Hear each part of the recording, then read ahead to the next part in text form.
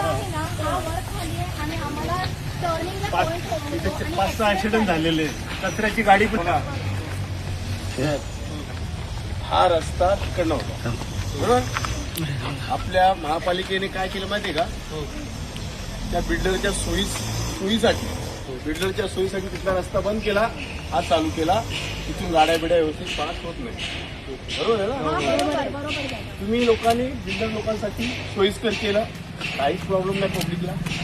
अरे पब्लिकाची लोकांची कोणती कशाला करताय. हा रस्ता डीपी मध्ये आहे, त्याला पूर्ण बनला पाहिजे. आणि वारंवार ह्या गोष्टी सांगितल्या.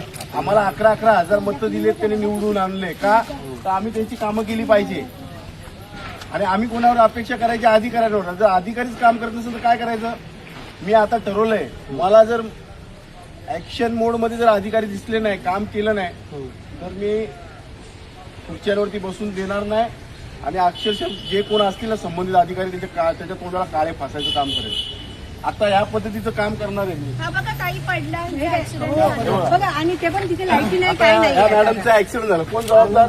अजून एक फ्रॅक्चर झालेला आहे. आम्हाला चीड एका गोष्टीची येते की आपण एखाद्या बिल्डर लोकांसाठी सोयीस्कर सामान्य माणसांसाठी कोणती करताय.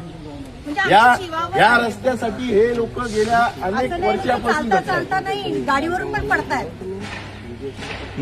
अनेक वर्षापासून घडतायत ते लोक एका रस्त्यासाठी. या आणि कधी 17 वर्ष किती झाली. वेळा माणसांनी यायचं, किती वेळा हे आणि करायचं. तुम्ही स्वतः विचार करा, हा टर्न नाही घेऊ शकत.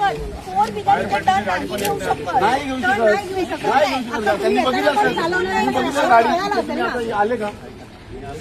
त्या बिल्डरला एवढं सोयीस्कर देतं, मग पब्लिकनी काय बिघडवलंय आपल्याला. आणि आम्ही एवढा टॅक्स भरतो आज